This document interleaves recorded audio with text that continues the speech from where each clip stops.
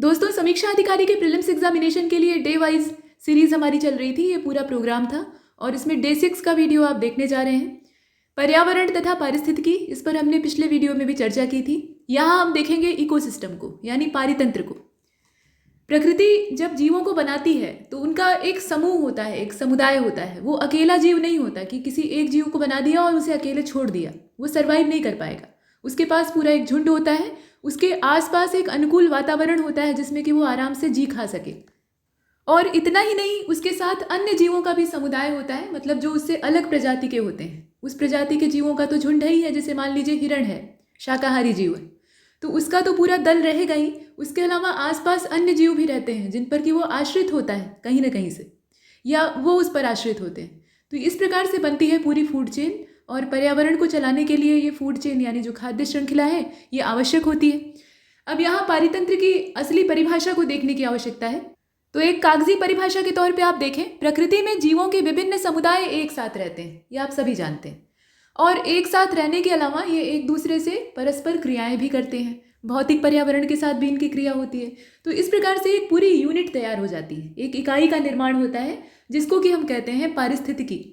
ठीक है, अन्योन्य क्रिया यहाँ पर, यानी परस्पर क्रियाएं जो हैं, एक दूसरे पर निर्भर रहने वाली क्रियाएं हैं, वो चलती रहती हैं। और ये जो पूरा तंत्र, मतलब इस क्रिया के परिणाम स्वरूप एक सिस्टम जनरेट होता है, एक तंत्र तैयार होता है, जिसको कि पारितंत्र कहा जाता है। पारितंत्र या पारिस्थितिकी तंत्र एक ही बात है, दोनों को अलग मत समझिएगा। इस शब्द की रचना 1935 में हुई थी, मतलब पहली बार इसको इस्तेमाल किया गया, और एजी टेंसले के द्वारा इसको इस्तेमाल किया गया था। तो उन्होंने इकोसिस्टम शब्द की खोज की थी, न कि पारितंत्र। वो तो हमने हिंदी में ट्रांसलेट कर लिया है। पारितंत्र की जो प्रकृति है वो क्रियात्मक होती है, ये क्रियाशील होता है, हमेशा चलायमान होता है। जब भी ये स्थिर हो जाता है तो नष्ट हो जाता है। ठीक है, तो इसका चलायमान रहना आवश्यक है। और इसमें जैविक और अजैविक घटकों के बीच में जटिल क्रियाएं होती हैं, मतलब जैविक घटकों की आपस में भी क्रियाएं होती हैं, और प्लस जो अजैविक घटक है उनके साथ भी इनकी अन्योन्य क्रिया चलती रहती है। अब यहाँ एक एग्जाम्पल दिया है तालाब का। तो तालाब जो है वो एक पूर्ण बंद और सरल पारितंत्र का उदाहरण है। स्वतंत्र पारितंत्र है, सरल है क्योंकि एक सीमित दायरा होता है, इसे पढ़ना आसान होता है। और किसी भी पारितंत्र की मूलभूत संरचना और कार्यों का अध्ययन करने का एक सरल साधन हम तालाब को मानते हैं। हम पूरे महासागर को पकड़कर उसका अध्ययन नहीं करते हैं, क्योंकि वो बहुत बड़ी चीज़ है। ठीक है, तो इसीलिए हम तालाब को सहारा बनाते हैं कि एक छोटे दायरे में हम पूरे पारितंत्र का, मतलब पूरे जलीय पारितंत्र का अध्ययन कर लेंगे। और इसमें सबसे महत्वपूर्ण घटक होता है सौर ऊर्जा का। तो पूरे इकोसिस्टम में, या ये कह लीजिए कि पूरे पृथ्वी के एनवायरनमेंट में, पर्यावरण में, ऊर्जा का मुख्य स्रोत सूर्य ही है। सूर्य की ही ऊर्जा, चाहे वो प्रत्यक्ष रूप से या परोक्ष रूप से, जीवधारियों को प्राप्त होती है। अब यहाँ पर कुछ लोगों के दिमाग में ये आएगा कि जो हरे पौधे हैं वो तो सूर्य से ऊर्जा प्राप्त करते हैं, लेकिन हम मनुष्य या जो जीव जंतु हैं वो तो प्रकाश संश्लेषण करते नहीं है। ऐसा नहीं है कि हमारे सिर पर 4-5 पत्ते उगे हुए हैं जिनके द्वारा क्लोरोफिल जो है वो प्रकाश संश्लेषण में काम आ रहा है, ऐसा नहीं है। लेकिन सौर ऊर्जा हमें भी प्राप्त होती है, बस उसका स्वरूप अलग होता है। आपने ऊर्जा संरक्षण का नियम पढ़ा है ना, तो उसमें कहा जाता है कि ऊर्जा को न तो उत्पन्न किया जा सकता है, न ही नष्ट किया जा सकता है, लेकिन उसको एक रूप से दूसरे रूप में स्थानांतरित किया जा सकता है। तो वही सिस्टम चलता है। मतलब पौधे जो हैं वो प्रकाश संश्लेषण करते हैं, तो उसमें होता क्या है, सौर ऊर्जा उनके अंदर संचित होती है। किस रूप में? रासायनिक ऊर्जा के रूप में। और वही केमिकल एनर्जी जब हम उनका सेवन करते हैं, यानी हरे पौधों का सेवन करते हैं, तो वो हमें प्राप्त हो जाती है। वो हमारी कोशिकाओं में, हमारे माइटोकॉन्ड्रिया में संचित हो जाती है, और ऐसे वो आगे चलती रहती है। जैसे मान लीजिए कि हरे पौधों को खा रहा है हिरण, और हिरण को खा रहा है शेर, तो ये ऊर्जा का स्थानांतरण एक क्रम से दूसरे क्रम में होता है। अब ये सत्य है कि ऊर्जा में कमी आती है। ऐसा नहीं है कि सौर ऊर्जा जितनी मात्रा में हरे पौधों को मिली थी उतनी ही हिरण को भी मिल गई, उसमें काफ़ी हद तक कमी आ जाती है। कितनी आती है उसको भी हम आगे देखेंगे। और सबसे कम ऊर्जा प्राप्त होती है शेर को, जो सबसे सर्वोच्च उपभोक्ता होता है। तो ये क्रम चलेगा। फिलहाल ये सरल साधन है तालाब, तो इसके सहारे हम शुरू करते हैं।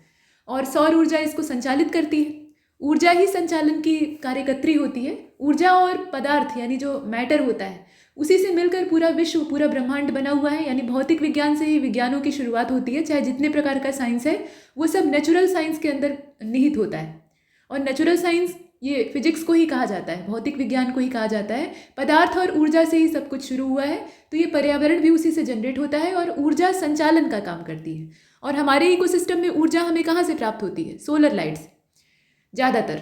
और इसके बाद आप देखें, पारिस्थितिकी तंत्र प्रकृति की एक कार्यात्मक इकाई है। ठीक है। कार्यात्मक इकाई का मतलब फंक्शनल यूनिट है, इसमें फंक्शन चलते रहते हैं।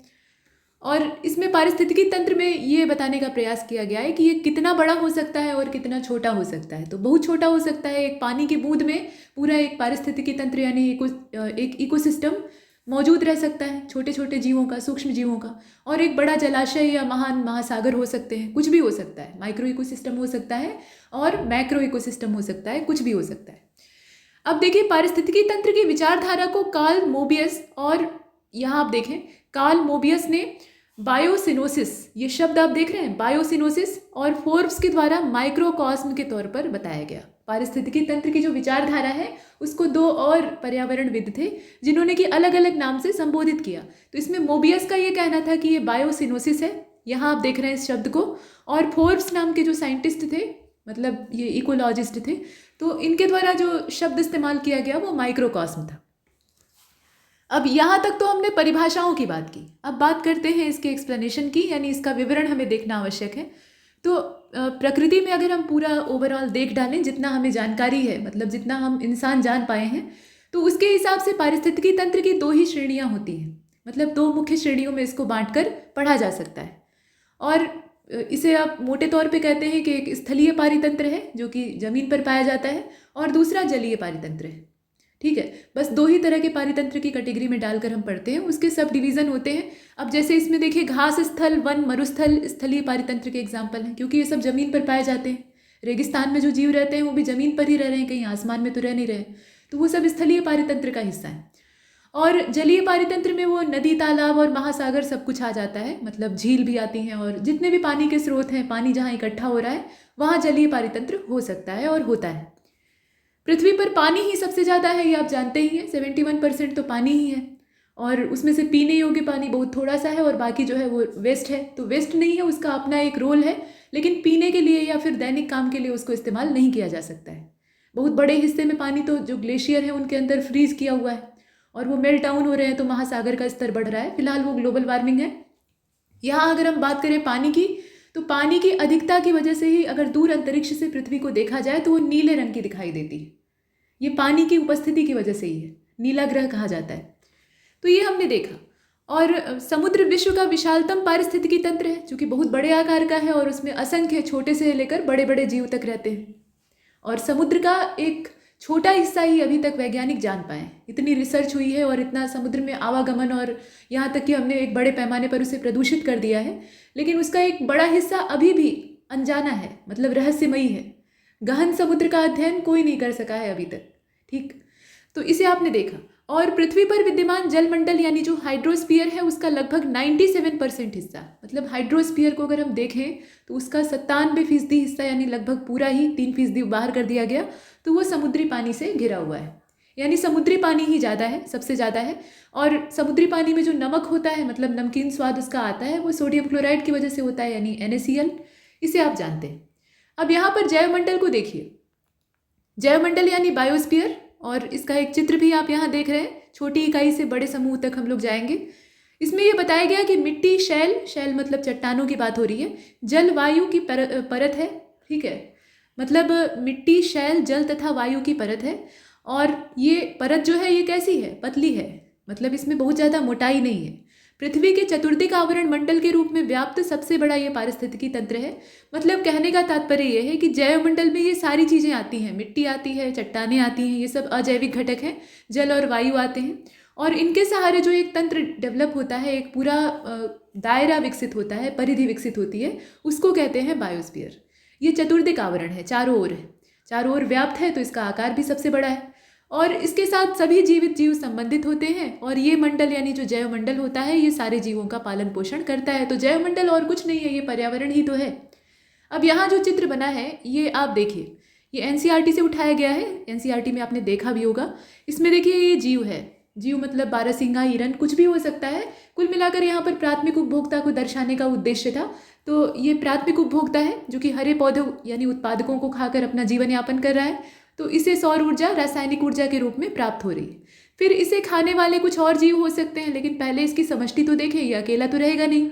तो अगर बारहसिंघा है तो उसके लड़के बच्चे होंगे, उसकी पूरी फैमिली होगी, उसके पड़ोसी होंगे, तो वो सब मिला के एक झुंड बन गया, मतलब उनका पूरा एक हर्ड तैयार हो गया, और ये एक साथ रह रहे हैं। फिर इनके चारों ओर अन्य जीव भी होंगे, ऐसा तो नहीं है कि घास के मैदान में ये अकेले अपनी फैमिली के साथ रहते होंगे। प्रकृति ने रंग बिरंगे जीव बनाए हैं, तो इसमें भैंस या जो बोवियंस हैं मतलब गौवंशी पशु हैं वो हो सकते हैं, छोटे जीव खरगोश जैसे हो सकते हैं, पेड़ होंगे तो लंगूर हो सकते हैं, और बाकी रैकून और पेड़ पर रहने वाले जीव हो सकते हैं।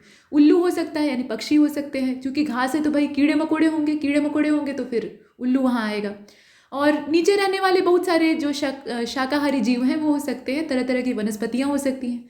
थोड़ा और बड़े दायरे में हम चलते हैं, ये एक छोटा दायरा है, मतलब व्यष्टि से हमने समष्टि की ओर अपना रुख किया, और समष्टि से फिर समुदाय डेवलप होने लगे, और समुदाय जब डेवलप हो गया तो बहुत सारे समुदाय जब आपस में इंटरेक्ट करने लगे तो बना पारितंत्र, और पारितंत्र काफ़ी बृहद है। और जब बहुत सारे पारितंत्र आपस में अंतरक्रिया शुरू कर देते हैं, उसमें बहुत सारे जीव और रंग बिरंगी वनस्पतियाँ होती हैं, तो ऐसे बनता है एक बायोम। तो बायोम एक बड़ी चीज़ है। ठीक, अब इसे हम थोड़ा और विस्तार से आगे लिखित रूप में देखेंगे। ये तो चित्र था, छोटा कर लेते हैं। देखिए पारितंत्र के घटक कौन कौन से हैं। तो जैविक अजैविक होता है, ये आप जानते ही हैं, बायोटिक एबायोटिक। अब अजैविक घटकों में सीधी बात है, शब्द से आपको इसकी परिभाषा आराम से पता लग जाएगी। जैविक के आगे अ लग गया, अ उपसर्ग इस्तेमाल हो गया, यानी इसमें जीवन नहीं होता है। तो इस तरह के घटक जो हैं ये निर्जीव होते हैं, इनके अंदर खुद प्राण नहीं होता, लेकिन दूसरों को जीवित रहने में ये मदद करते हैं। मदद करते हैं क्या, ये कहना चाहिए कि दूसरों के जीवित रहने का कारण बनते हैं। तो इसमें कई तरह के वर्ग विभाजित हैं, मूल रूप से 3 भागों में से बांटा गया है। पहला भौतिक कारक होता है जैविक अजैविक घटकों के अंदर। दूसरा होता है कार्बनिक पदार्थों का और अकार्बनिक पदार्थों का, मतलब अकार्बनिक और कार्बनिक। अकार्बनिक का मतलब ये है कि जिसमें कार्बन न पाया जाता हो, ये ऑर्गेनिक केमिस्ट्री और इनऑर्गेनिक आपने पढ़ी होगी। तो कार्बन और उसके जो मित्र हैं उनको हम ऑर्गेनिक में पढ़ते हैं, और कार्बन के अतिरिक्त जो बाकी तत्व हैं उनका अध्ययन इनऑर्गेनिक में करते हैं। तो ये चीज़ है। अब यहाँ भौतिक कारक में क्या क्या हो सकता है, तो सबसे महत्वपूर्ण है सनलाइट यानी सोलर लाइट, और ये ऊर्जा का स्रोत है। मतलब पूरे बायोम में या पूरे बायोस्फीयर में या इनफैक्ट पूरे इन्वायरमेंट में अगर हम देखें तो ऊर्जा का प्रत्यक्ष या परोक्ष यही स्रोत है, सूर्य। और इसके बाद इसी सौर ऊर्जा से तापमान व्यवस्थित होता है। तापमान जब नियंत्रित रहता है तो उसी से वर्षा होती है, वर्षा होती है तो आर्द्रता तैयार होती है, नमी तैयार होती है। दाब भी जनरेट होता है, ये जल और वायु के प्रभाव से ही प्रभावित होता है। इसके अलावा मतलब गैसों का आवरण भी हमारे ऊपर दबाव डालता है। आप जानते हैं ना, वायुमंडल की बहुत सारी परतें होती हैं, तो वो परतें भी तो हमारे ऊपर प्रेशर डालती हैं, तो मूल दाब तो वही है। उसके अलावा पारितंत्र में जीवों की वृद्धि को ये पूरी तरह से नियंत्रित रखता है। मतलब ऐसा नहीं है कि कोई जीव पैदा होना शुरू हुआ तो बेहिसाब उसकी आबादी बढ़ने लगेगी। प्रकृति उसको व्यवस्थित यानी संतुलित रखती है, एक नियंत्रण में रखती है, और इसीलिए खाद्य श्रृंखला होती है, खाद्य जाल होता है, ताकि बढ़ती आबादी को नियंत्रित किया जा सके और घटती आबादी को रोका जा सके, मतलब उसका विनाश न हो। तो प्रकृति अपना बैलेंस खुद करती है, और उसमें जो भौतिक कारक हैं वो अपनी भूमिका निभाते हैं। अब इसके बाद अकार्बनिक पदार्थों में क्या हो सकता है, तो कार्बन डाइऑक्साइड तो होगा नहीं, क्योंकि ये जो पदार्थ आप देख रहे हैं इसमें कार्बन की उपस्थिति है साक्षात, CO2। ठीक है, कार्बन डाइऑक्साइड का मतलब क्या, CO2, तो इसमें कार्बन है तो इसको हम अकार्बनिक नहीं कह सकते, कार्बनिक कहेंगे। फिलहाल यहाँ आप देखें नाइट्रोजन, ऑक्सीजन, फास्फोरस, सल्फर, जल यानी H2O, और चट्टान, उसके अंदर सिलिका और तमाम चीज़ें हो सकती हैं, मिट्टी में भी वही बात है। तो इस तरह से बहुत सारी चीज़ें हो सकती हैं। मतलब ये समझ लीजिए कार्बन के अलावा जितने हैं वो सब अकार्बनिक में आ गए। और कार्बनिक पदार्थों में कार्बन से बनने वाले जितने मित्र हैं उसके, जैसे कार्बोहाइड्रेट है, कार्बन डाइऑक्साइड भी उसी में आता है। प्रोटीन है, उसमें कार्बन अनिवार्य रूप से होगा, कार्बन, हाइड्रोजन, नाइट्रोजन ये सब होते ही हैं। और लिपिड यानी वसा का स्वरूप, ह्यूमिक पदार्थ जितने भी हैं, ह्यूमस है, वो सब इसमें आते हैं। ह्यूमस का मतलब जीवांश की बात हो रही है। ये सब सजीव तंत्र के मूलभूत अंग होते हैं। मतलब आप समझ लीजिए कि ये जो प्रोटीन है इसी से कोशिका बनती है, कार्बोहाइड्रेट शरीर को निर्मित करता है। तो ये शरीर को बनने के लिए, ऊतकों के आपस में जुड़ने के लिए एक कारगर पदार्थ है, मतलब इनके बिना निर्माण संभव ही नहीं है। तो ये जीवन के कारक बनते हैं, और ये जैविक और अजैविक घटकों के बीच की कड़ी है। तो कैसे ये कड़ी है, आप ऐसे समझिए कि कोशिका जो है वो जीवन की इकाई है, बेसिक यूनिट है लाइफ के लिए, है ना। आपने पढ़ा होगा किताबों में, सबसे पहले जब सेल के बारे में पढ़ाया जाता है तो यही कहा जाता है कि वो जीवन की इकाई है। और कोशिका बनती कैसे है, अगर आप किसी भी सेल की संरचना को खोल कर देखेंगे तो उसमें प्रोटीन सबसे बड़ा फैक्टर होता है, और बाकी पदार्थ भी उसमें भूमिका निभाते हैं। तो प्रोटीन ही उसको बना रहा है। और प्रोटीन क्या जिंदा चीज़ होती है? नहीं, उसमें जितने भी घटक हैं, नाइट्रोजन या फिर कार्बन या कुछ भी, तो वो सब क्या है, जीवित नहीं है, अजैविक हैं। लेकिन ये सारे अजैविक पदार्थ यानी तत्व जो हैं ये आपस में मिलकर जीवन की संभावनाओं का निर्माण करते हैं। तो ये बीच की कड़ी का काम करते हैं, मतलब जोड़ने का काम। इसके बाद सूर्य के प्रकाश को आप देख रहे हैं, तो हमने देखा कि सोलर रेडिएशन यानी जो सौर विकिरण है ये कितना फ़ायदेमंद है हमारे लिए। मतलब इसका जो लाभकारी हिस्सा है वही पृथ्वी तक पहुंच पाता है, बाकी जो विनाशकारी हिस्सा है उसको ओजोन लेयर अपने भोजन के तौर पे इस्तेमाल कर लेती है। अब ये बात अलग है कि ओजोन लेयर में जब छेद हो गया तो तापमान बढ़ने लगा और तमाम दुष्प्रभाव। तो यहाँ आप देखें सौर विकिरण जो है ऊर्जा उपलब्ध कराता है और पूरे पारितंत्र को ये चलायमान रखती है। जैसे आपको काम करने के लिए ऊर्जा चाहिए होती है, वैसे ही पूरे पर्यावरण, पूरे इकोसिस्टम को काम करने के लिए, चूंकि ये क्रियात्मक इकाई है तो इसको क्रिया करने के लिए ऊर्जा की आवश्यकता होती है और ऊर्जा देने का काम सूर्य करता है। ठीक है, सूर्य एक तारा है, आप जानते हैं, उसके अंदर नाभिकीय संलयन की प्रक्रिया होती है और उसी के परिणाम स्वरूप सौर विकिरण रिलीज होता है और उसमें से कुछ ही हिस्सा पृथ्वी तक पहुंचता है, तो उसे हम इस्तेमाल करते हैं। अब देखिए प्रकाश का इस्तेमाल कैसे होता है। तो ज़मीन पर तो आप जानते हैं जो स्थल मंडल है वहाँ पे हरे पौधे इसे यूटिलाइज करते हैं और उसके बाद उन्हीं के सहारे सबको प्राप्त होती है। बाकी अगर पानी की बात करें तो पानी में होता है पानी में होते हैं प्लैंक्टन्स यानी प्लवक, और वो भी यही काम करते हैं यानी प्रकाश संश्लेषण का काम करते हैं। और प्लवक का मतलब ये होता है कि पानी पर तैरने वाले पदार्थ, अब वो वनस्पतियाँ भी हो सकती हैं, जीव भी हो सकते हैं। ठीक है, तो फाइटोप्लैंक्टन्स और जूप्लैंक्टन्स अलग अलग चीज़ हैं, उन्हें हम यहाँ कैटेगराइज नहीं कर रहे हैं। कुल मिलाकर बात यह है कि उन्हीं के सहारे प्रकाश संश्लेषण की क्रिया होती है और परिणाम ये होता है कि उनको खाकर मछलियाँ और मछलियों को खाकर जो बड़े समुद्री जीव हैं वो अपना जीवन यापन करते हैं। ठीक है, और तालाब की स्थिति की अगर हम बात करें, हमने पीछे देखा था ना कि तालाब को हम एक छोटे नमूने के तौर पर लेकर उसकी स्टडी करने वाले हैं, तो उसको हम लिए तो उसे अगर हम देखें तो उसमें ऐसा नहीं है कि सोलर लाइट जो है जितना ऊपर की सतह को मिल रही है उतना ही नीचे भी मिलती है।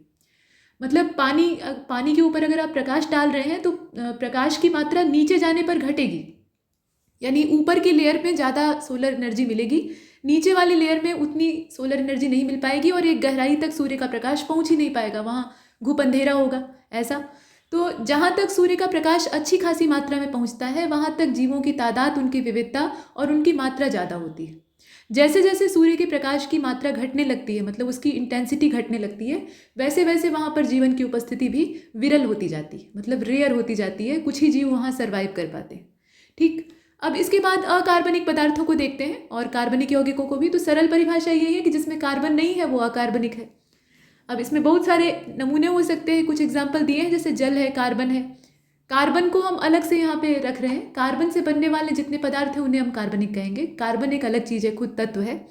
और नाइट्रोजन, फास्फोरस, कैल्शियम, कुछ अन्य तत्व, मतलब बहुत सारे तत्व, पूरी पीरियोडिक टेबल आपने देखी है, तो उसमें कार्बन को छोड़ दीजिए, बाकी सभी। अच्छा, अब इसके बाद देखिए अकार्बनिक पदार्थ जैसे कि ऑक्सीजन, यहाँ पे CO2 को नहीं लेना चाहिए। तो ऑक्सीजन जो है ये पानी में घुलनशील अवस्था में होती है। आप जानते ही हैं H2O पानी एक यौगिक है जिसमें कि हाइड्रोजन और ऑक्सीजन दोनों होते हैं। दोनों का जब एक निश्चित मात्रा में संयोग होता है, मतलब 2 हाइड्रोजन 1 ऑक्सीजन, तो पानी का निर्माण होता है। मतलब ये है कि पानी के अंदर डाइल्यूट फॉर्मेट में इसकी जो संरचना है, रासायनिक संरचना है, उसके अंदर ऑक्सीजन मौजूद होती है। तो ये चीज़ है। और सभी पौधे और जंतु भोजन और गैसों के विनिमय के लिए पानी पर निर्भर होते हैं, मतलब पानी उनमें कहीं ना कहीं महत्वपूर्ण भूमिका निभाता है। इसके अतिरिक्त नाइट्रोजन, फास्फोरस, सल्फर और अन्य अकार्बनिक लवण ये तली के अवसाद में, अब यहाँ पे तालाब की बात हो रही है, ये ध्यान दीजिएगा, तो जो तली का अवसाद है, जो तलहटी होती है, वहाँ पे तलछट यानी जो मिट्टी है और तमाम जैविक पदार्थ हैं वो जमा होते हैं नीचे। ठीक है, तो उसको अवसाद कहा जा सकता है। तो उसके अंदर सजीवों की आरक्षित अवस्था मौजूद होती है, मतलब उसमें भी बहुत सारे जो जीव हैं वो सर्वाइव करते हैं, और अल्प मात्रा में घुलनशील अवस्था भी हो सकती है। तो ये चीज़ आपने देखी। अब इसके बाद कार्बनिक यौगिक को देखिए। तो कार्बनिक यौगिक अगर हम तालाब में देखना चाहें तो आमतौर पर कार्बनिक पदार्थ अमीनो और ह्यूमिक अम्ल तथा मृत पौधों और जंतुओं के अपघटित उत्पाद होते हैं। मतलब ऐसा नहीं है कि उसके अंदर जितने भी ऑर्गेनिज्म हैं, तालाब के अंदर जितने भी जीवित चीज़ें हैं वो हमेशा जिंदा रहेंगी, उनकी भी तो डेथ होगी और मृत्यु होगी, तो उनका शव कहीं फेंका नहीं जाएगा, वो उसी तालाब में ही रहेगा। तो वो धीरे धीरे करके ह्यूमिक सबस्टेंस बन जाता है, मतलब कार्बनिक पदार्थों के रूप में संचित होता रहता है। तो ये चीज़ है इसमें। और पानी में ये निलंबित अवस्था में रहते हैं, मतलब कुछ घुली हुई अवस्था में, कुछ आंशिक घुली हुई अवस्था में, कुछ ठोस अवस्था में ये पाए जाते हैं। अब जैविक घटकों की बात करते हैं। तो सजीव इन्हें कहा जाता है शाब्दिक तौर पे, और इनकी 3 श्रेणियां मूल रूप से हैं। 3 ही श्रेणियों में हम इसे बांट कर पढ़ते हैं, बाकी जो है वो इनके सब डिवीज़न है। तो उत्पादक इसमें सबसे पहले नंबर पर आते हैं।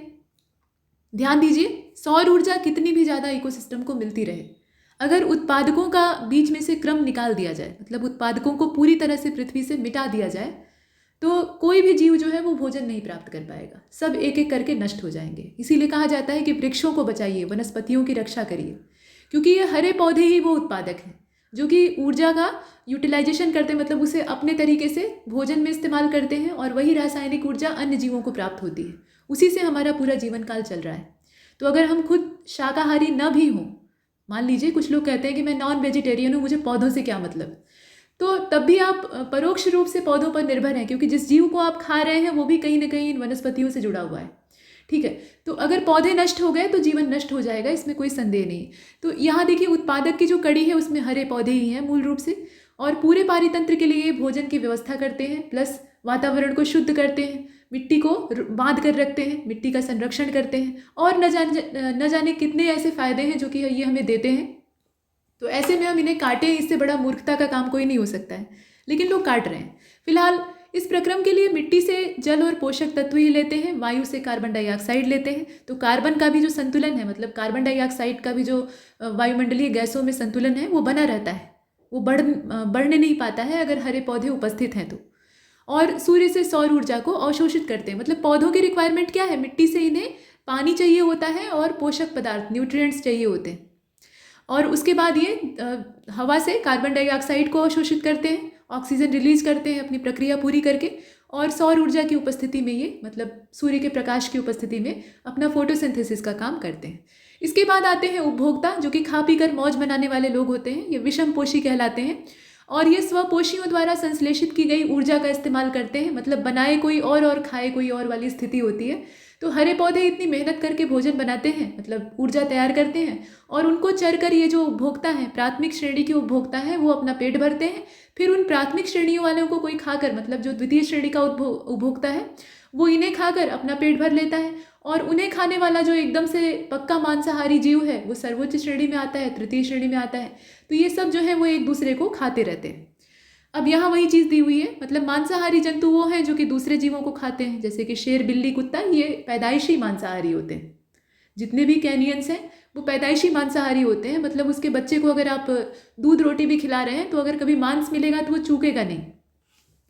और मनुष्य जैसे जीव जो है वो सर्वाहारी होते हैं, मतलब इन्हें जो मिले वही खा लेंगे, सड़ा गला भी खा लेंगे, इसमें कोई संदेह नहीं है। ऐसे ही कुत्ते भी होते हैं। कुत्ते जो हैं वो पैदाइशी तो मांसाहारी होते हैं, क्योंकि इनके जो एंसेस्टर यानी पूर्वज हैं भेड़िए, जिनसे कि इनका उद्भव हुआ है, तो वो मूल रूप से मांसाहारी होते हैं। भेड़ियों को शाकाहारी नहीं बनाया जा सकता। ठीक है, तो वहाँ से उद्भव होने की वजह से ये भी मांसाहारी हैं, लेकिन चूंकि बस्तियों में रहते हैं, इंसान के पास रहते हैं, तो ये हर चीज़ खा लेते हैं, ये आदत के हिसाब से। लेकिन सर्वाहारी जीवों की अगर हम बात करें तो उसमें मनुष्य है, सूअर भी इसी कैटेगरी में आता है। सूअर को लोग निकृष्ट मानते हैं, लेकिन वो भी ये सब कुछ खाकर अपना जीवन यापन कर सकता है और खूब तंदुरुस्त रहेगा। इसके अलावा गौरैया भी ऐसा ही जीव है, अनाज भी खाता है, कीड़े भी खाता है। तो इसके बाद आप आगे चलें, आप घटक को देख लीजिए। जो मरे हुए जीव होते हैं, सड़े गले पदार्थ होते हैं, उनका मैनेजमेंट कौन करता है? तो ये सफाई कर्मी होते हैं, और ये सफाई कर्मी प्रकृति को साफ रखने का काम करते हैं। इनको कहा जाता है मृतपोषी यानी अपघटक, और अधिकतर बैक्टीरिया यानी जीवाणु और कवक इस तरह की भूमिका को निभाते हैं, जो कि बहुत छोटे आकार के होते हैं, लेकिन इनकी भूमिका बहुत बड़ी होती है। और ये पौधों और जंतुओं के मृत अपघटित और मृत कार्बनिक पदार्थ को सड़ रहे पदार्थों पर अपने शरीर के बाहर एंजाइम रिलीज करते हैं। कहने का मतलब ये है कि जब किसी भी जीव की मृत्यु होती है, चाहे वो हरा पौधा हो या फिर मनुष्य हो या कोई और जीव हो, तो उसका शरीर सड़ने लगता है, और उस सड़ने वाले शरीर के ऊपर इनका डेरा जम जाता है। ये अपने शरीर से एंजाइम रिलीज करते हैं, और होता ये है कि जो जटिल कार्बनिक पदार्थ है उनका अपघटन शुरू हो जाता है, उसी से अपना पोषण प्राप्त करते हैं। तो पोषक चक्र में इनकी भी महत्वपूर्ण भूमिका होती है। इन्हें अपरदभोजी भी कहा जाता है। इसके बाद अब यहाँ देखें आप उत्पादकों को थोड़ा और विस्तार से, यानी स्वपोषी जीवों की बात हो रही है। तालाब के सभी, अब यहाँ तालाब को ही हमने आधार बनाया है अध्ययन का, तो तालाब के सभी विषम पोषियों के लिए भोजन का संश्लेषण करने का काम ये इनका होता है, और इन्हें दो समूहों में बांटा गया है। पहले तो प्लावी होते हैं, प्लावी मतलब जो पानी पर तैर रहे हैं, प्लवन कर रहे हैं। तो ये होते हैं सूक्ष्म जीव, जिसमें कि पादप प्लवक यानी फाइटोप्लैंक्टन्स आते हैं, और ये छोटे छोटे सूक्ष्मदर्शी जीव होते हैं। तालाब में कभी कभी जब इनकी मात्रा ज़्यादा हो जाती है तो पूरा पानी ही हरा दिखाई देने लगता है। ठीक, जैसे कि स्पाइरोगायरा, इस तरह के जीवों में स्पाइरोगायरा, यूलोथ्रिक्स, या फिर क्लेडोफोरा है, डाइटम्स है, वॉलवॉक्स है। इनके चित्र आपने जो छोटी कक्षाओं की बायो की बुक है यानी 9th-10th की, उसमें देखा होगा। तो ये सब होते हैं। और जड़ युक्त पौधे ये भी स्वपोषी होते हैं। पानी में इनकी गहराई में जड़ें होती हैं, और पत्तियां बाहर प्रकाश संश्लेषण के लिए खुली होती हैं। ठीक है, अब इसमें 3 लेवल देखे जाते हैं जैसे जैसे गहराई बढ़ती है। एक तो निर्गत होते हैं जिन्हें कि उद्रामी कहा जाता है, इसमें टाइफा, बुलरश और सैजिटेरिया जैसे जो पौधे हैं वो आते हैं। प्लावी पत्तियों वाले होते हैं, मतलब उनकी पत्तियां तैर रही होती हैं, जड़ अंदर होती है, ऐसे कमल को भी आप देखते हैं, तो निम्फिया इसमें आता है। और पानी में डूबे हुए भी कुछ पौधे होते हैं, तो ये जैसे खरपतवार, हाइड्रिला होता है, रूपिया या फिर मस्क ग्रास, ये सब चीज़ें आती हैं। मतलब ये भी वनस्पतियां हैं लेकिन ये पानी में डूबी हुई होती हैं।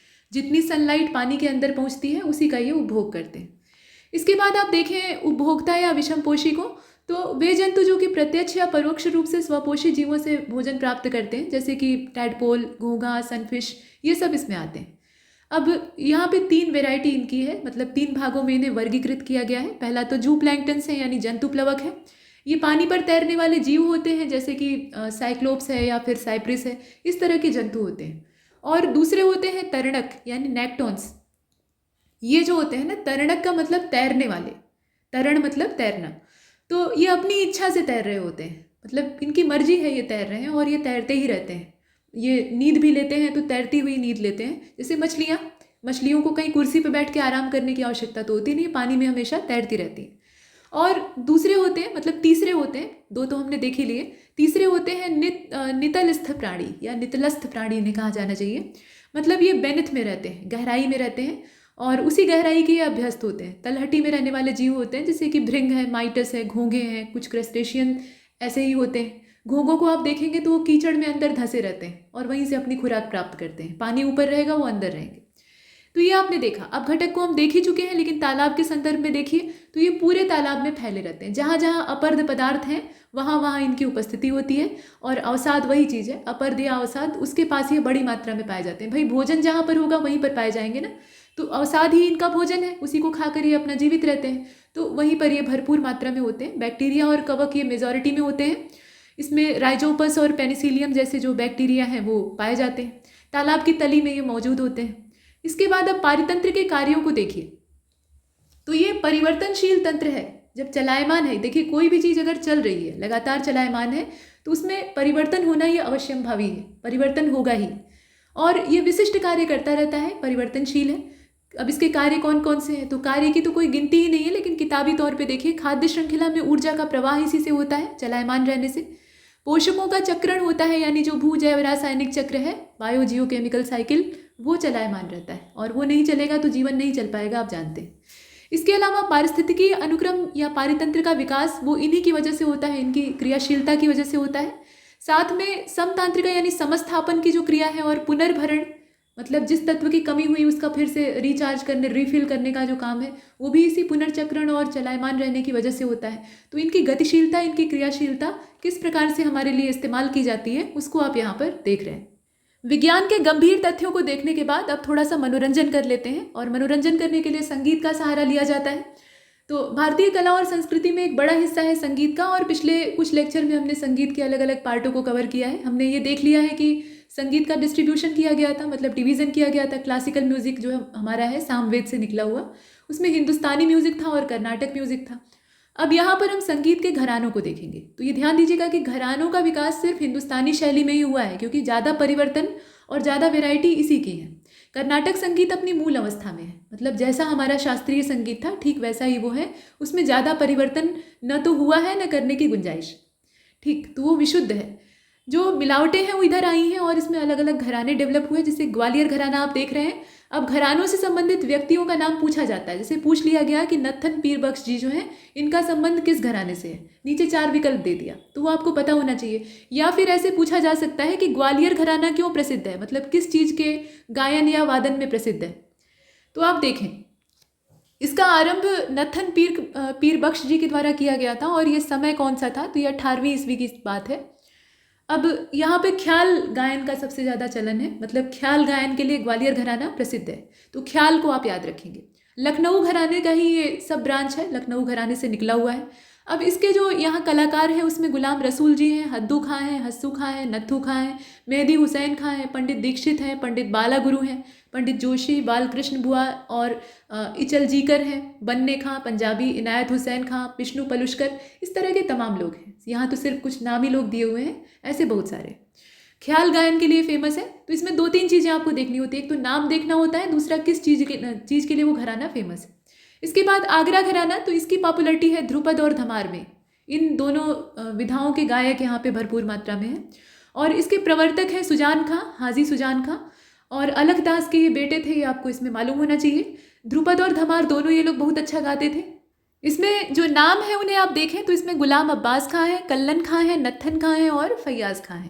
ये आगरा घराना है। इसके बाद दिल्ली घराने को आप देख रहे हैं, इसमें मोहम्मद शाह रंगीला, इसके अलावा नियामत खां जिन्हें कि सदारंग भी कहा जाता है और अदारंग कहा जाता है फिरोज़ खां को, तानरस खां, मियाँ अल्लाह बख्श हैं, उमर खां हैं, नन्हे खां हैं, संगी खां हैं, सम्मन बुंदू और उस्ताद चाँद खां हैं। लोग खां साहब जो यहाँ पे आप देख रहे हैं, दिल्ली घराना।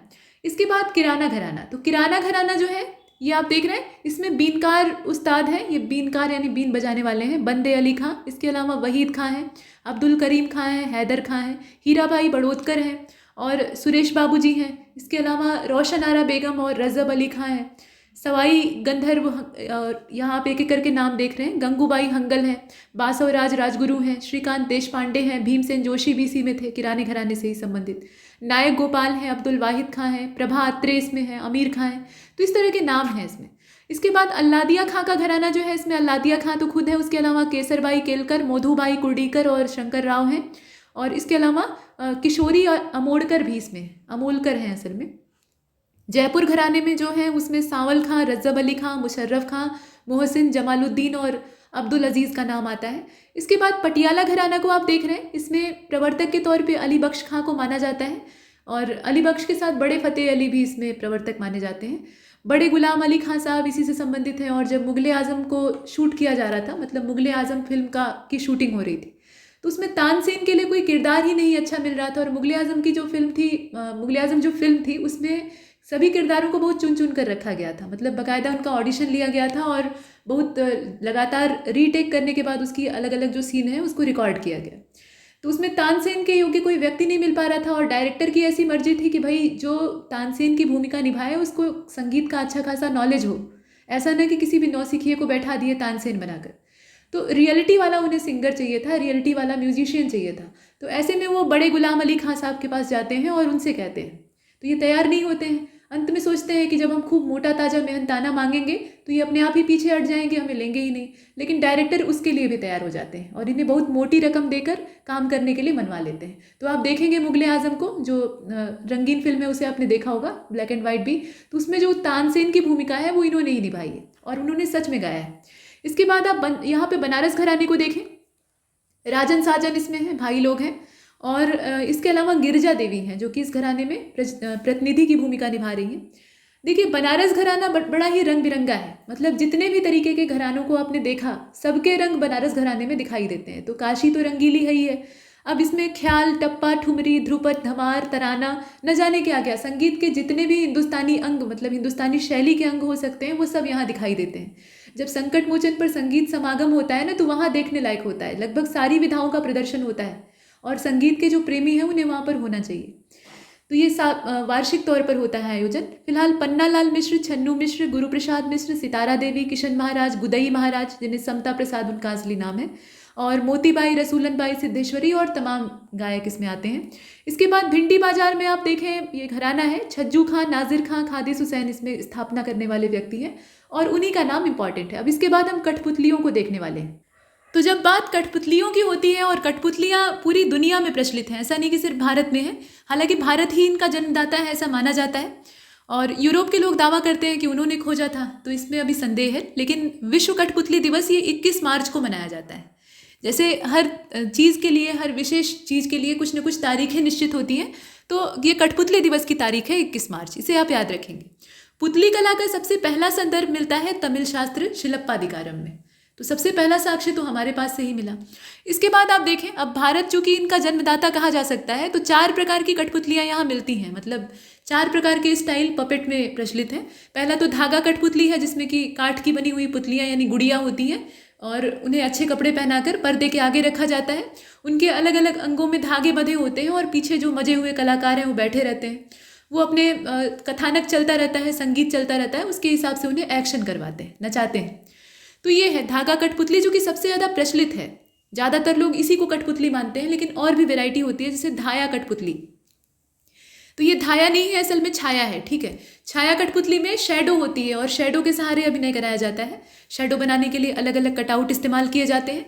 छड़ कठपुतली होती है और दस्ताना कठपुतली होती है, जो कि बड़ी मज़ेदार होती है। उसमें कैरेक्टर को ही हाथ में पहन लिया जाता है। दूर पर्दे पर नचाते नहीं हैं, धागा नहीं पकड़ते हैं, बल्कि पूरा ग्लव्स की तरह से उन्हें पहन लेते हैं और हाथ की 5 अंगुलियों को हिला हिलाकर उन्हें एक्शन करवाते हैं। तो सबसे पहले हम देखेंगे धागा कठपुतली को। तो इसमें प्रचलित कहाँ कहाँ पर है? धागा कठपुतली के कई सारे नाम हैं, लेकिन ये जो कठपुतली शब्द है ये निकला है राजस्थान से, रंगीले राजस्थान से, ठीक है। जैसे उत्तर प्रदेश में काशी रंगीली है, वैसे ही पूरे देश में अगर देखें तो राजस्थान रंगीला है। और एक बार राजस्थान के ही एक कैंडिडेट से मॉक इंटरव्यू में क्वेश्चन किया गया था यूपीएससी के, कि राजस्थान को रंगीला क्यों कहा जाता है। तो उस अभ्यर्थी ने बड़ा ही सधा हुआ जवाब दिया। उन्होंने कहा कि राजस्थान की जो मिट्टी है वहाँ एक रस जलवायु है, मतलब वही बीहड़ रेगिस्तान दूर दूर तक फैला हुआ, और कोई रंग ही नहीं है, वही रेत, पीली रेत बिखरी हुई है। तो वहाँ के निवासियों ने इस कमी को दूर करने का फैसला किया और रंग बिरंगी चीज़ों को अपनी संस्कृति में शामिल किया, चटक रंगों का प्रयोग किया। नीरसता को दूर करने के लिए चटक रंगों का, चटक वाद्यों का, चटक लोक कलाओं का इजाद किया, ताकि उनके जीवन में रंग भर सके, और वो सही में भर गया। और बाकी देश भी उनसे प्रेरणा लेता है, तो इसीलिए राजस्थान को रंगीला कहा जाता है, ठीक। तो कठपुतली वहीं से आई है। उसके अलावा कुंढेई, ये कठपुतली ही होती है, क्षेत्रीय इसका नाम है, मतलब प्रादेशिक नाम है। तो उड़ीसा में इसको कुंढेई कहा जाता है। गोम्बे एट्टा जो कर्नाटक वाली है वो भी धागा कठपुतली ही है, उसमें भी धागा बांध के ही नचाते हैं। और बोम्मा लट्टा जो तमिलनाडु की है उसको भी धागा कठपुतली की ही श्रेणी में डालते हैं। तो क्षेत्र आप याद रखिएगा। इसके बाद छाया कठपुतली, तो शैडो पपेट में होता क्या है, पर्दे के पीछे से छाया बनाते हैं और उस छाया को ऐसा एक्शन कराते हैं कि लगता है कि कुछ लोग जो हैं वो आपस में इंटरेक्ट कर रहे हैं, मतलब कम्युनिकेशन उनका चल रहा है। तो इसमें तोगलू गोम्बे एट्टा आती है। तोगलू का मतलब या तोलू का मतलब होता है परछाई, ये शाब्दिक अर्थ है, ठीक है।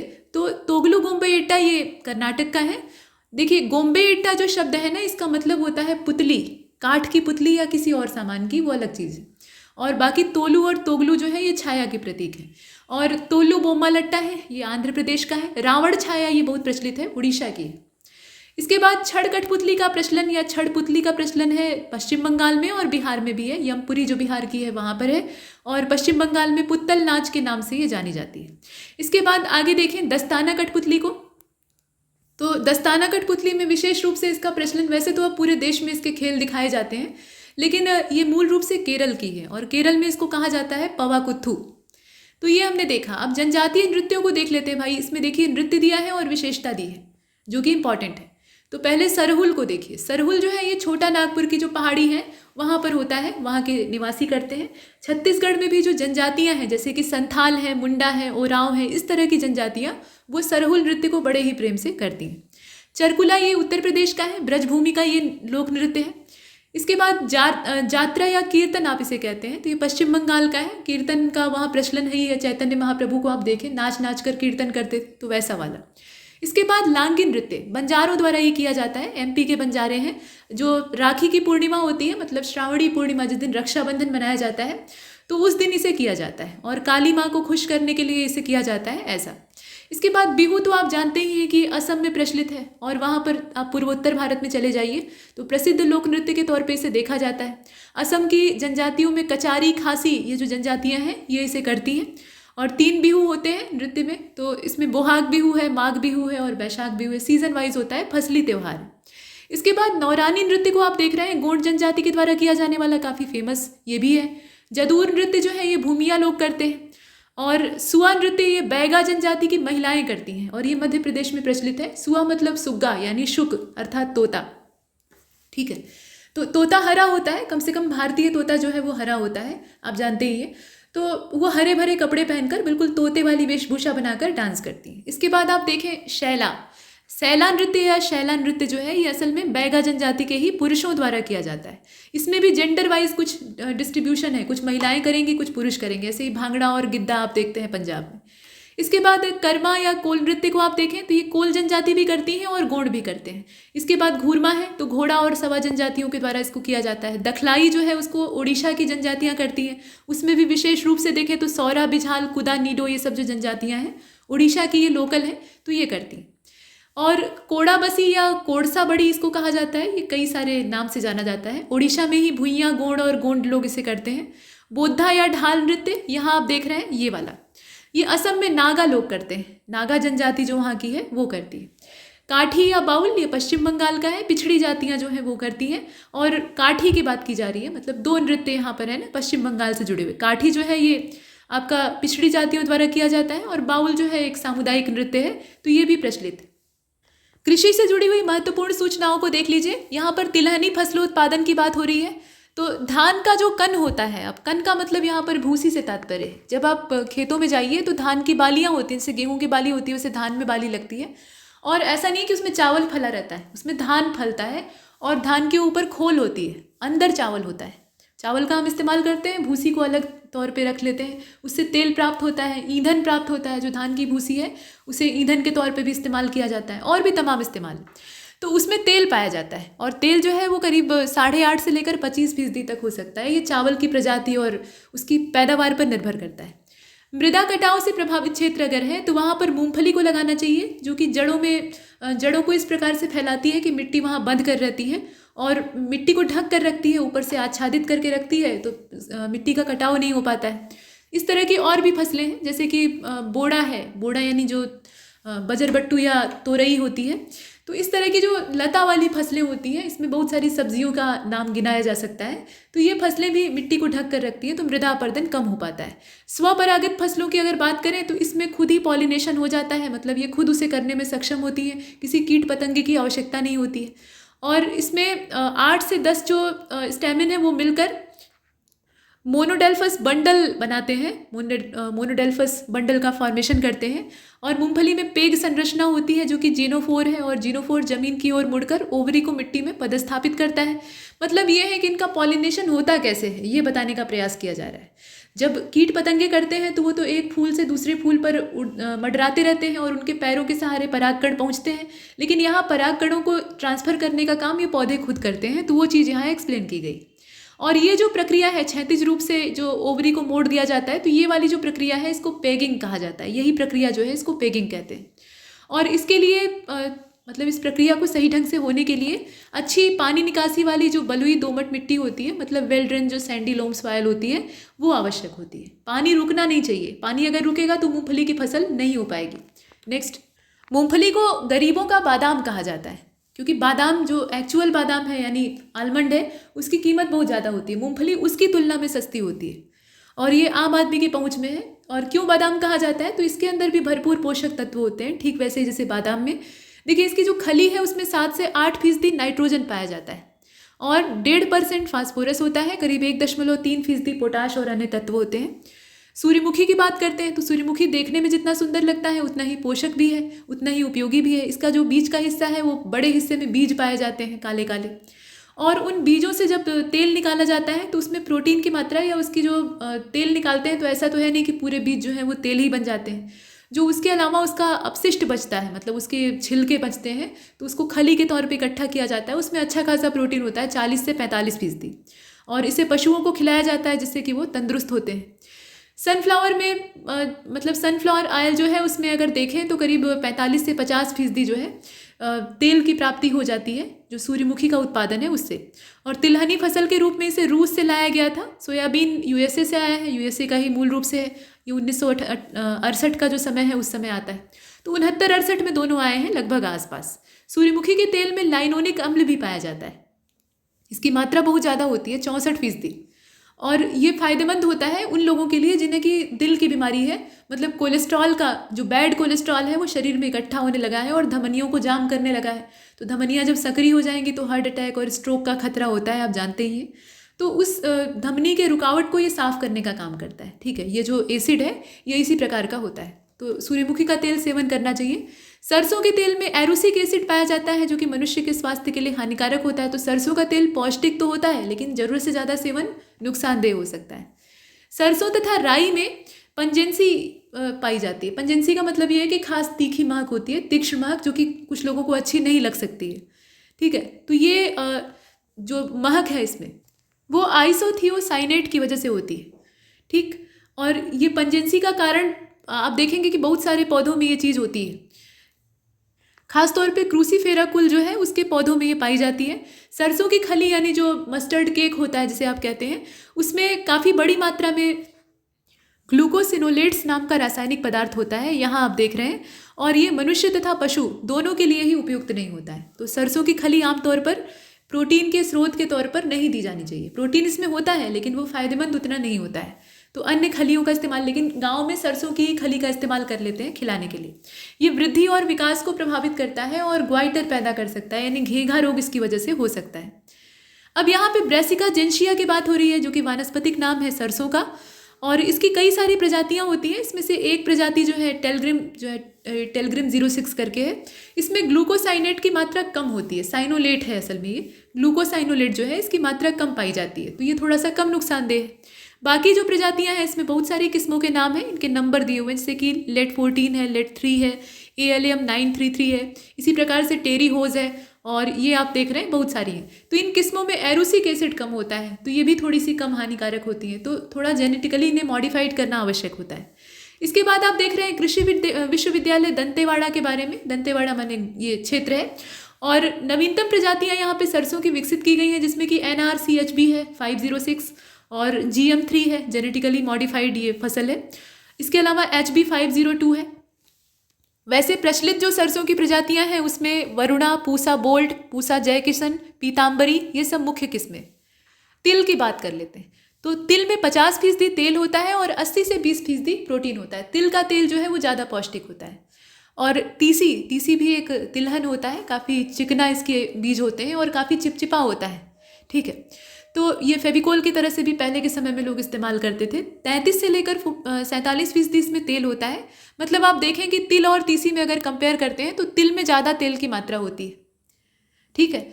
अब यहाँ आप अलसी को देख रहे हैं तो 33 से 47% तेल होता है, लेकिन इसमें प्रोटीन का प्रतिशत ज़्यादा होता है। तो तीसी जो है वो और ज़्यादा पौष्टिक होती है प्रोटीन के मामले में, 36% इसमें प्रोटीन होता है।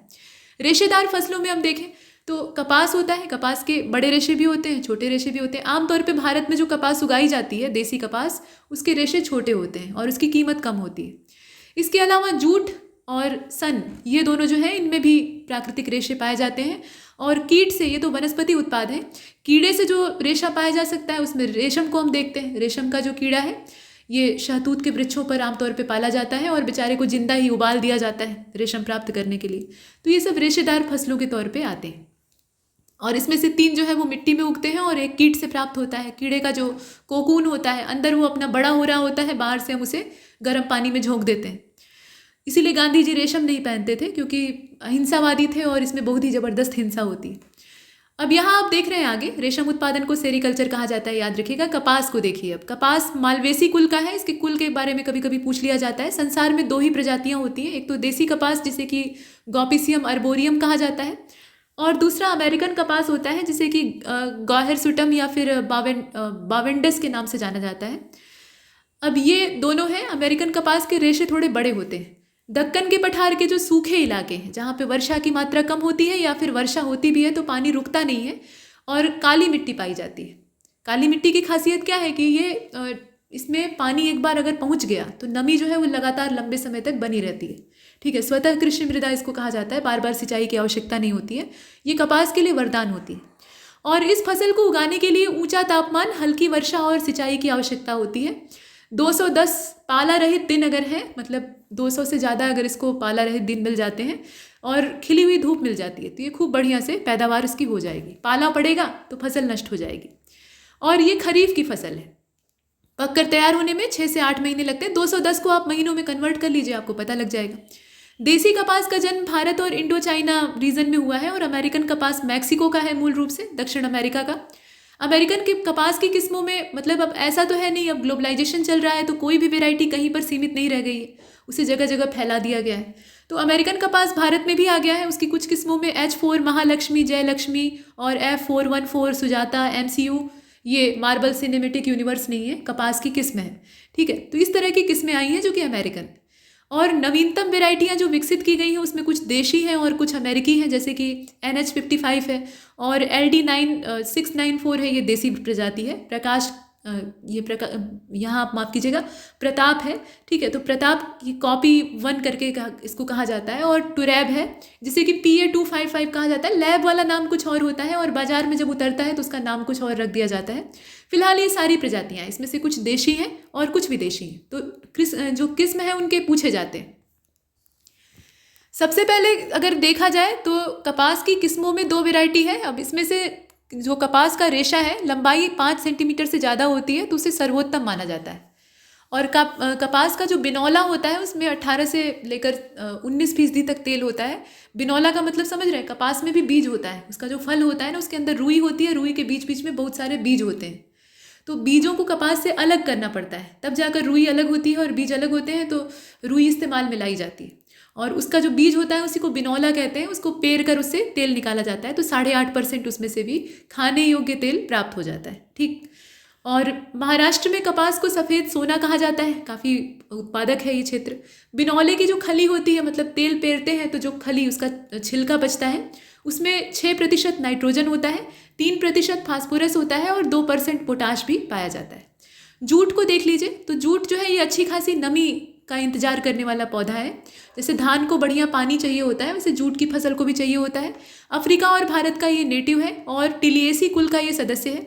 कपास के बाद दूसरी रेशेदार फसलों में ये देखा जाता है, मतलब दूसरी सबसे बड़ी रेशेदार फसलों में ये पौधे जो है इनके रेशे को अपगलन विधि के द्वारा पेड़ की छाल से, मतलब पेड़ की छाल के नीचे वाले हिस्से से प्राप्त किया जाता है।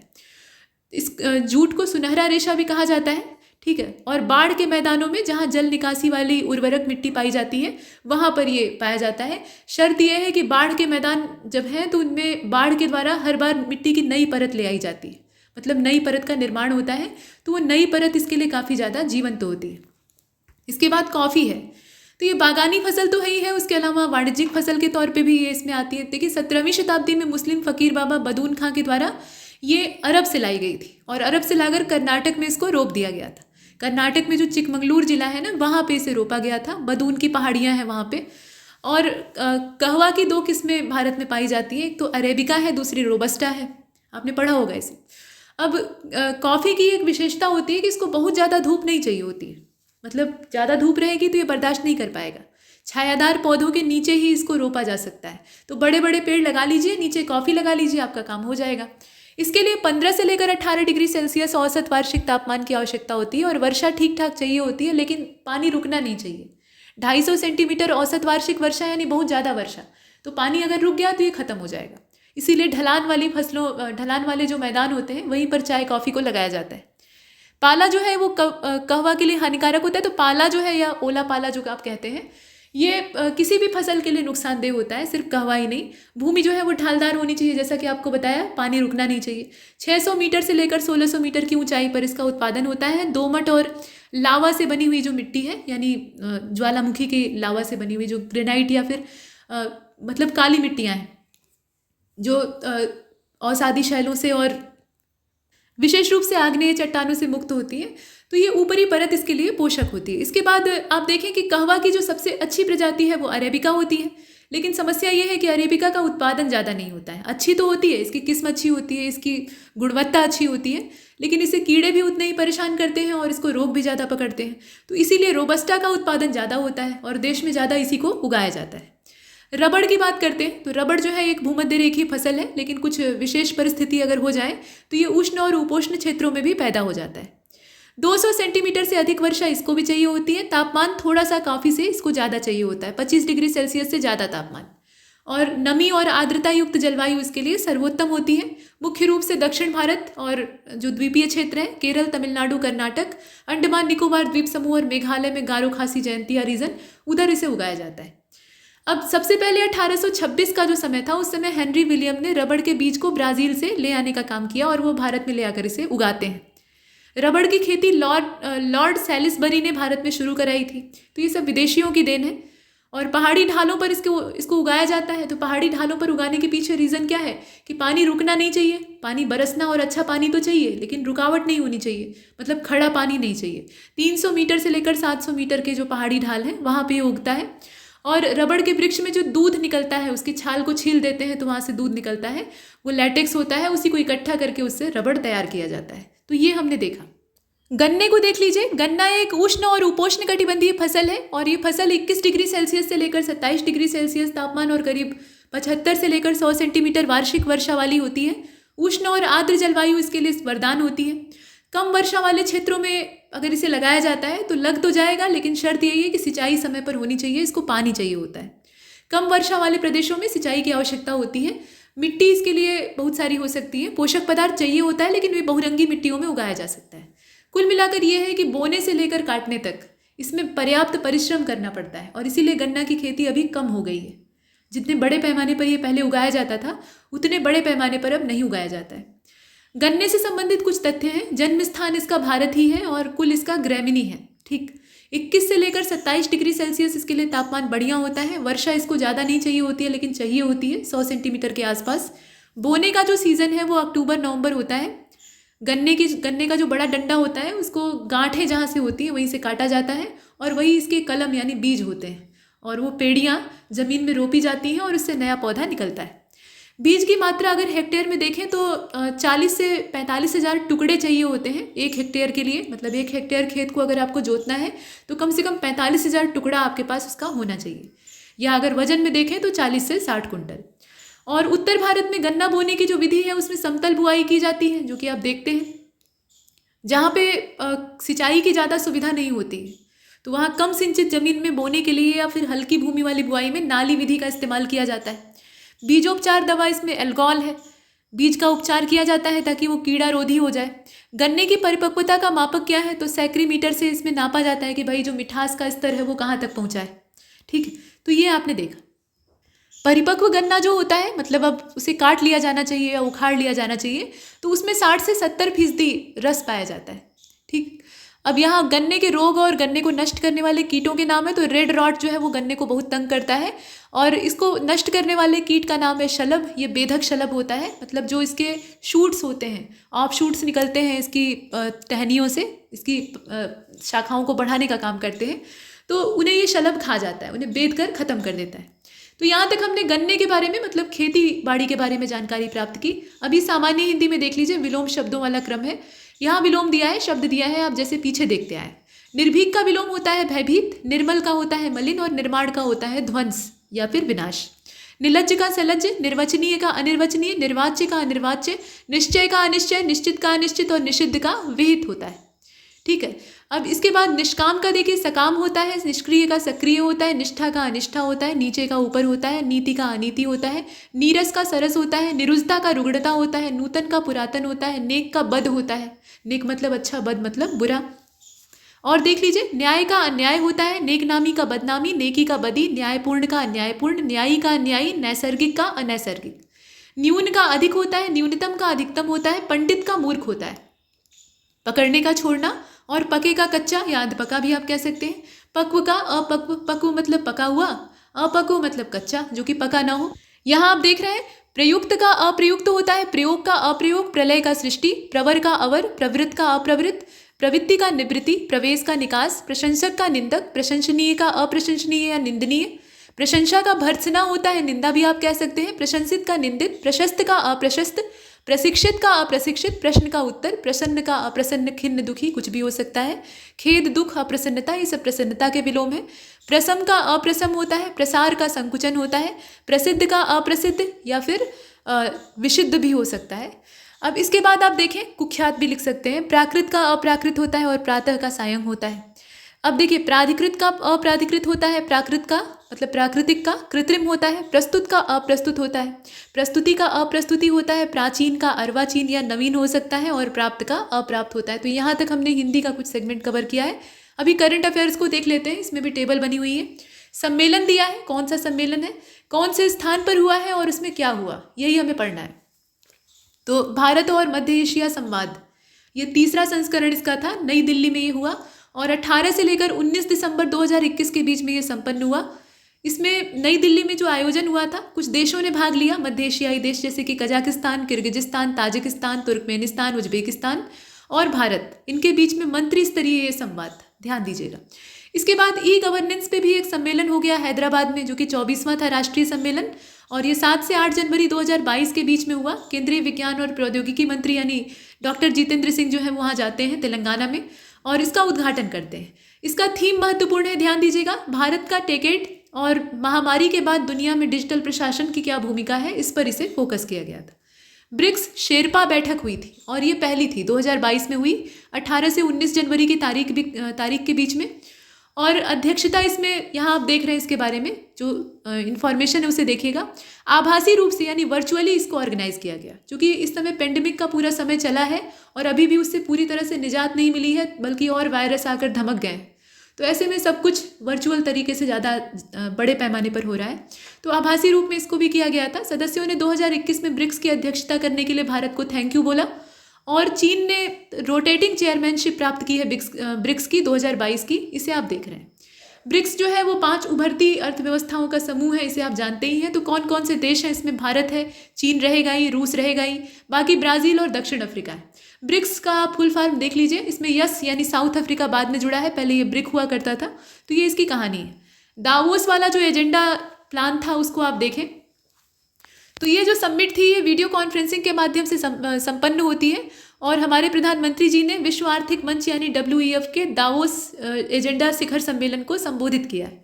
दावोस एजेंडा 2022 शिखर सम्मेलन ये होता है मतलब इसमें एक चीज़ खास बात बताई गई है कि कोविड-19 जो पेंडेमिक का पूरा दौर चला है उसकी वजह से इसे भी वर्चुअली ही ऑर्गेनाइज किया गया। ऐसा नहीं है कि इसमें आमने सामने टेबल पर बैठकर लोग बात कर रहे थे, सब कुछ स्क्रीन पर हो रहा था और इसे 17 से लेकर 21 जनवरी 2022 के रूप में बीच में संपन्न किया गया है। किंगडम ऑफ वर्ल्ड ये इसका थीम था इस बार का, तो इसे आप ध्यान से देखिएगा। इसके बाद खाद्य तेल ऑयल पाम मिशन पर व्यापार शिखर सम्मेलन ये हैदराबाद में हुआ था और ये हुआ 28 दिसंबर 2021 को। इस प्रकार का ये दूसरा शिखर सम्मेलन है। पहला वाला जो है वो 5 अक्टूबर 2021 को हुआ था गुवाहाटी में, पूर्वोत्तर राज्य में। अब यहाँ आप वैश्विक जैव विविधता कार्य योजना को देख रहे हैं। 2 दिवसीय परामर्श बैठक हुई थी दक्षिण एशियाई और नई दिल्ली में इसका आयोजन किया गया था 6 से 7 जनवरी के बीच में। साल 2020 के बाद यहाँ आप देखें कि साल 2020 के बाद वैश्विक जैव विविधता फ्रेमवर्क पर दक्षिण एशियाई परामर्श की बैठक अब जाकर आयोजित हुई है और इसका आयोजन अपने ही देश में हुआ था। तारीख आप याद रखेंगे। देखिए वर्ल्ड इकोनॉमिक फोरम के बारे में क्यों यहाँ दिया हुआ है, तो इसके बारे में खास बात यह है कि 17 जनवरी 2022 को प्रधानमंत्री नरेंद्र मोदी ने वर्ल्ड इकोनॉमिक फोरम WEF के दावोस एजेंडा में अपना स्टेट ऑफ द वर्ल्ड नाम का विशेष संबोधन दिया, तो ये महत्वपूर्ण है। भारत का डिजिटल शिखर सम्मेलन, केंद्रीय वाणिज्य और उद्योग मंत्री हैं पीयूष गोयल, उन्होंने 16वें भारत डिजिटल शिखर सम्मेलन 2022 को आभासी रूप से संबोधित किया और 11 से 12 जनवरी 2022 को 2 दिवसीय कार्यक्रम का आयोजन किया गया। Internet and mobile association of India जो है उसके द्वारा इसे ऑर्गेनाइज किया गया था, ये महत्वपूर्ण है। जबकि इस बार का जो थीम था वो भी इंपॉर्टेंट था, सुपर चार्जिंग स्टार्टअप्स।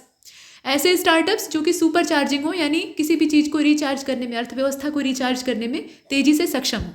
इसके बाद UNSC की आतंक निरोधी जो अध्यक्षता है, समिति की अध्यक्षता है, उसकी बात हो रही है। तो यहाँ आप देखें कि भारत जनवरी 2022 में 10 साल बाद दूसरी संयुक्त राष्ट्र सुरक्षा परिषद की आतंकवाद विरोधी समिति यानी UNDC जो है उसकी अध्यक्षता कर रहा है, तो ये बड़ी चीज़ है। पहले भारत ने 2011-12 में इस प्रकार की अध्यक्षता की थी और उसके बाद ये दूसरा अवसर है। संयुक्त राष्ट्र सुरक्षा परिषद की ये जो समिति है इसके बारे में थोड़ा सा जान लीजिए। देखिए आतंकवाद विरोधी समिति इसको कहा जाता है और ये सुरक्षा परिषद मतलब संयुक्त राष्ट्र सुरक्षा परिषद का ही एक अंग है। 15 सदस्यीय एक सहायक निकाय के तौर पे काम करता है और इसका गठन करना पड़ा तब जबकि सबसे बड़ा आतंकवादी हमला हुआ था जो 9/11 का कहा जाता है न्यूयॉर्क में, और बड़े बड़े टावर्स को ध्वस्त कर दिया गया, लोग मारे गए। ये दुखद घटना थी, सितंबर में हुई थी, उसके तुरंत बाद ही इसे ऑर्गेनाइज किया गया था।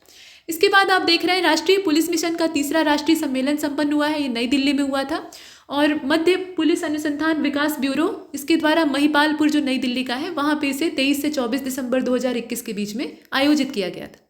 तो यहाँ तक तो हमने टेबुलर फॉर्मेट में देखा, अभी वन लाइनर भी कुछ देख लेते हैं। तो मेघालय के मुख्यमंत्री कोनराड के संगमा हैं, ठीक है, के संगमा आप कह सकते हैं। तो इनके बारे में ये है कि 21 जनवरी 2022 को 50वें राज्य स्थापना दिवस पे लिविंग रूट ब्रिज को यूनेस्को के विश्व धरोहर का टैग दिए जाने की ये मांग करते हैं। जीवित जड़ों से बना हुआ ये पुल है, मतलब पेड़ की ही जड़ें इतनी ज़्यादा लचीली हैं कि उन्हीं के सहारे उन्हें गूंथ कर आपस में उलझाकर एक पुल का निर्माण किया गया है जो कि जीता जागता पुल है, आर पार करने के लिए सहयोग करेगा। नीति आयोग के द्वारा banking on electric vehicle in India. देखिए, इलेक्ट्रिक व्हीकल जो है वो भारत के यातायात का भविष्य है, इसमें कोई संदेह नहीं है। तो यहाँ ये इन पर बैंकिंग का प्लान है। नीति आयोग के द्वारा ये रिपोर्ट लॉन्च की गई है, banking on electric vehicles in India. और इसके हिसाब से इलेक्ट्रिक वाहनों के वित्त पोषण बाजार का आकार 2025 जो समय है, वर्ष है, वहाँ तक 40,000 करोड़ रुपए तथा 2030 तक 3.7 लाख करोड़ रुपए यानी 3,70,000 करोड़ रुपए तक बढ़ जाएगा। मतलब बड़े पैमाने पर इसमें वृद्धि के आसार हैं। ये रिपोर्ट है तो इसमें समीक्षा करके बताया गया है। अच्छा, यहाँ कोयला क्षेत्र से जुड़े हुए जो की परफॉर्मेंस इंडेक्सेस हैं, इंडिकेटर्स हैं, उन्हें अगर देखा जाए तो आम लोगों से इसको साझा किया गया है और कोयला दर्पण के नाम से एक पोर्टल लॉन्च किया गया है और इस पोर्टल का उद्घाटन डॉक्टर अनिल कुमार जी ने किया था। ये महत्वपूर्ण चीज़ है। तो कोयला दर्पण का संबंध किससे है, ये पूछा जा सकता है। हैदराबाद में संजीवैया पार्क में हिमालयन मल्लार्ड या इसी को कहा जाता है जंगली बतख, ये जंगली प्रजाति है, इसको देखा गया और ये माना जा रहा था कि लंबे समय से गायब है, लेकिन एकदम से दिख जाती है। 7 जनवरी 2022 को जो रिपोर्ट प्रकाशित हुई है उसके हिसाब से विदेश मंत्रालय ने पासपोर्ट सेवा कार्यक्रम के दूसरे चरण के लिए टाटा कंसल्टेंसी सर्विसेज को चुना है। तो किसको चुना है ये पूछा जा सकता है, तो आप इसे याद रखेंगे। आगे चलते हैं। ये पासपोर्ट सेवा कार्यक्रम है असल में। हाल ही में भारतीय मसाला बोर्ड ने स्पाइस एक्सचेंज इंडिया पोर्टल को लॉन्च किया है। ये एक महत्वपूर्ण बात है। भारत और इजराइल देशों के बीच में राजनयिक संबंध को 30 साल कंप्लीट हो गए हैं टोटल, तो उसके स्मारक लोगों को लॉन्च किया गया है यादगार के तौर पे। ये एक मुद्दा है। भारत और इजराइल के राजनयिक संबंध ये 1992 में इस्टेब्लिश हुए थे, ये काबिल गौर है। अब देखिए 2021-22 के जो राष्ट्रीय बाल पुरस्कार हैं, प्रधानमंत्री राष्ट्रीय बाल पुरस्कार, उसमें 61 विजेताओं को डिजिटली सर्टिफिकेट दिए गए और इसमें इस्तेमाल की गई है, मतलब डिजिटल सर्टिफिकेट जारी किए गए हैं। तो इसमें ब्लॉकचेन टेक्नोलॉजी का इस्तेमाल किया गया है और इस ब्लॉकचेन टेक्नोलॉजी को संचालित करने का काम ये भारतीय प्रौद्योगिकी संस्थान कानपुर कर रहा था। ये महत्वपूर्ण है। आईआईटी कानपुर के द्वारा नेशनल ब्लॉकचेन प्रोजेक्ट लॉन्च किया गया और उसी के तहत इस टेक्नोलॉजी को विकसित किया गया। तो पूछा जा सकता है कि ये प्रोजेक्ट कौन से आईआईटी का है। प्रधानमंत्री नरेंद्र मोदी ने जनवरी 2022 में राष्ट्रीय युवा दिवस के अवसर पर एमएसएमई प्रौद्योगिकी केंद्र का उद्घाटन किया है और एमएसएमई प्रौद्योगिकी केंद्र पुडुचेरी में केंद्रीय सूक्ष्म लघु और मध्यम उद्यम मंत्रालय इसके तहत काम करेगा। तो ये आप ध्यान दीजिएगा। दिसंबर 2021 की बात है। आईएमएफ वैश्विक ऋण डेटाबेस वैश्विक ऋण के 2020 में रिकॉर्ड $226 ट्रिलियन तक पहुंचने की घोषणा कर चुका है। तो इसका जो आंकड़ा है वो आपके लिए महत्वपूर्ण है।